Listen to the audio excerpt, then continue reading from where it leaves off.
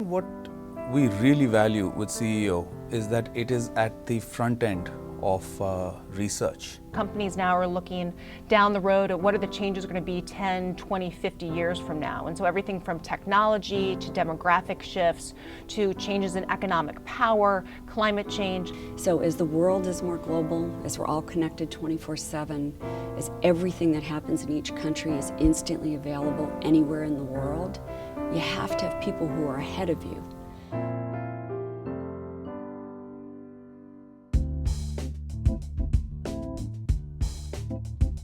The Center for Effective Organizations was formed 35 years ago, in 1979.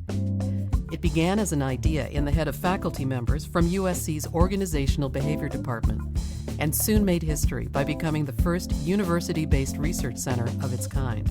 I came as a new faculty member here with an idea of wanting to do research that's useful to organizations and recognized that at USC there was a chance to create a unique kind of center that really at that point existed nowhere in the world. USC's Marshall School of Business provided the early startup support for the center, and within 2 years the center became fully self-sufficient through the support of its early sponsors.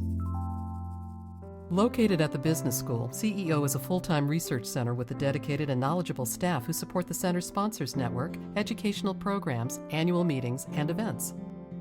Along with this support, the center's many years of collaborative research with USC's faculty has helped CEO emerge as one of the leading research centers for organizational effectiveness. There's a real complementary focus. The Marshall School and the research they do there is cutting edge. They're really developing some of the state-of-the-art concepts and theories over there.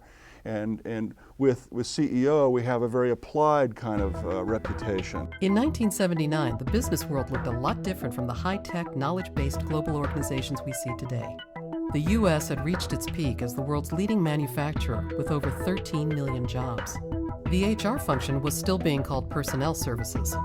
And the reality of a laptop, a smartphone, an app, or a webinar was still a ways into the future. The evolution of technology has been stunning, and everything we do is infused with technology now. The speed of how you do business and how clients expect you to respond to them and do business with them changed a lot of things that we do in the center. CEO was a small operation in its early years with only 5 corporate sponsors. Each year, CEO added a number of pioneering researchers who brought innovative perspectives to the center's early research areas.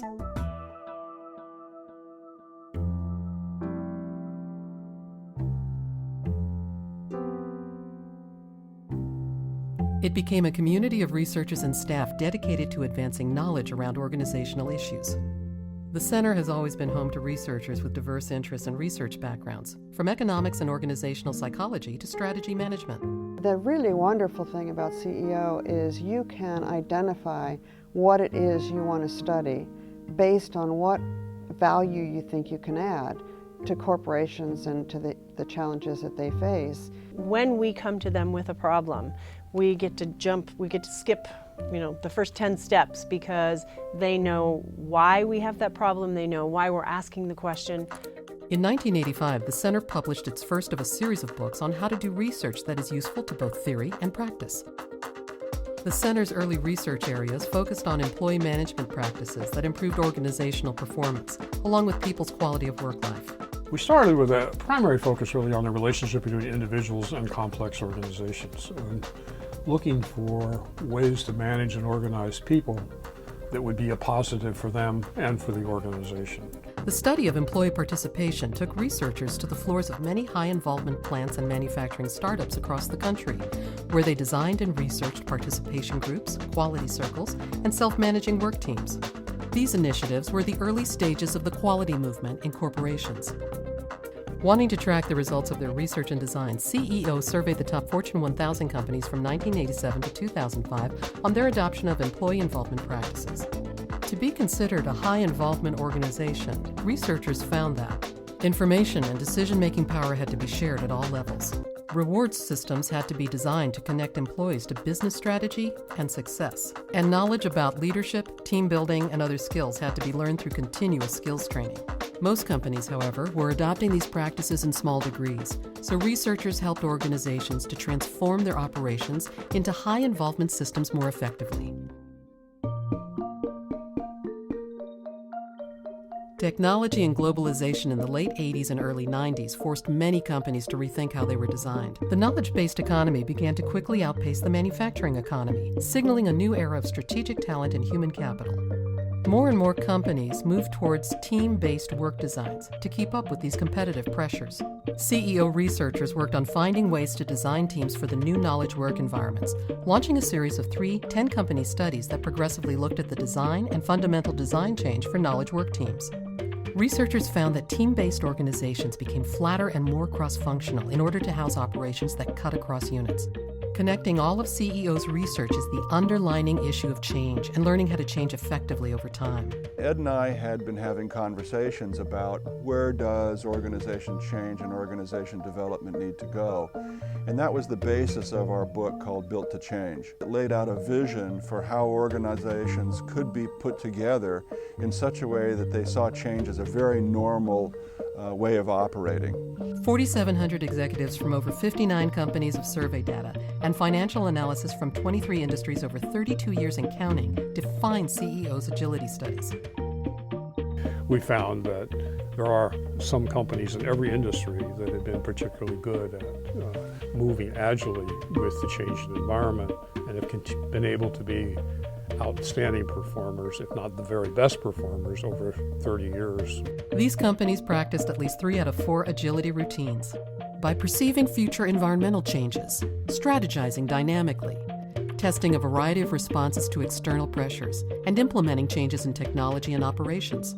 In the last few years, researchers have been merging frameworks for agility with ideas around sustainable effectiveness. Agile, built-to-change organizations really held the possibility of being organizations that could produce sustainable effectiveness. And we compared a sustainable management organization to a traditional command and control type of organization, to a high involvement organization, thinking about how an organization could be agile and sustainable at the same time. So we broadened out a little bit the dimensions of the organization we considered needed to change and the outcomes that it needed to look at, that did need to look more at the environmental impact and the social impact of its change processes. The whole question of HR being a strategic partner is one that's been at the core of what CEO has done for its whole 35-year history. According to CEO's global analysis of HR, less than 1/3 of HR leaders report they have full partnership with their executive boards.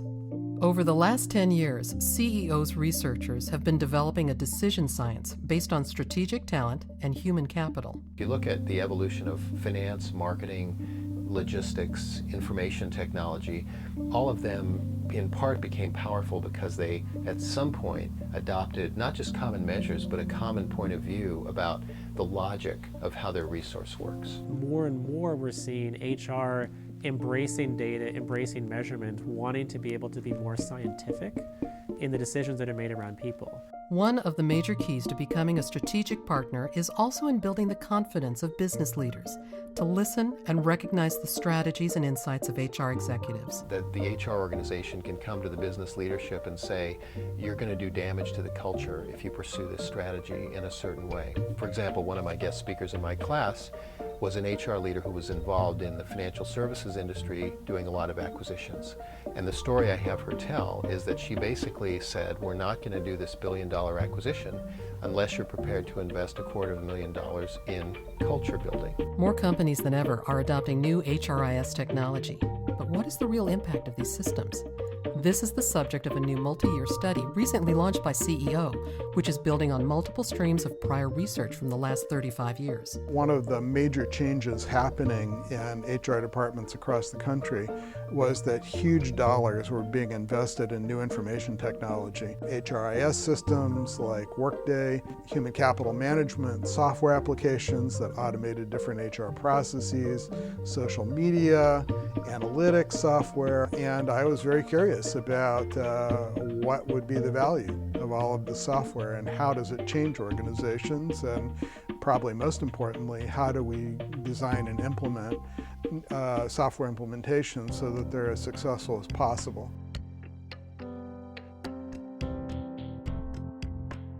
We believe that it is very important to have a partnership with the best of the best within the city, and that took us, of course, to Ed Lawler, John Boudreau, and the CEO. One of the great aspects of the center is the networking component, really creating and fostering an environment where our sponsor community feels comfortable picking up the phone and calling other sponsors, picking up the phone, calling myself and Ed Lawler and saying, hey, we need to talk about this issue. Often our first call is to CEO to say, who else is facing this?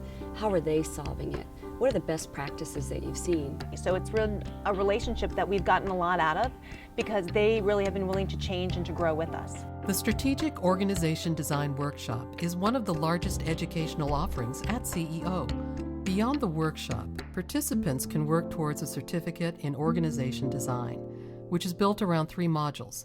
The last one involves tackling a real design issue with peer consulting and coaching from researchers. One of the most recent collaborations between sponsors and researchers is NextGen, the largest generational study of millennials in the workforce. By 2020, millennials will make up over half of the American workforce, and by 2030, they'll make up 75%. Based on the sheer size of this demographic, companies will need to rethink both policies and practices. NextGen is helping companies better understand their future employees. One of the biggest pressures we face and one of the biggest challenges we face is that we have a 200,000 person workforce, the majority of which are millennials. Having an appreciation of what that workforce wants and what are the changes and what do we look for as far as synergies between the younger workforce and our more senior leaders. And to be able to call CEO in and take a look at it and get hard data around what the change has been and what we need to do to react to it, it was, it's been invaluable. We are now raising a generation of people, of young people who are coming into the workforce who recognize that they can't rely on organizations to provide them the safety net that previous generations thought that they could. And so organizations today are wanting to know, how can you actually engage with this generation in a way that's a win-win for both the organization and for the employees, so they'll want to give you their all when they're there.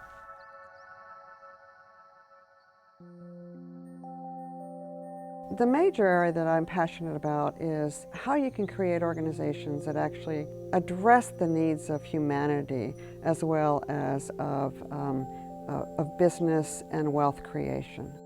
Companies today face challenges greater than any previous generation, from environmental degradation to social justice and human health. CEO is developing a global sustainable effectiveness network, connecting leaders to share knowledge and ideas around new organizational design approaches to sustainable effectiveness. The term sustainable effectiveness really captures what we're trying to do here at CEO in terms of helping organizations organize to produce sustainable outcomes and then helping them to organize in such a way that they can sustain those outcomes over time. So we have a better appreciation for what does the future look like and how do we change our culture in order to address what that future is. In February 2014, CEO organized a conference around corporate stewardship, bringing together top executives and HR leaders to share ways they are addressing today's issues with new sustainability initiatives.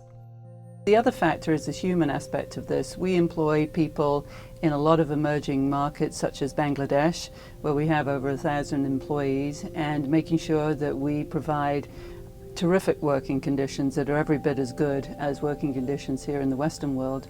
Living wages, opportunities, life skills for women.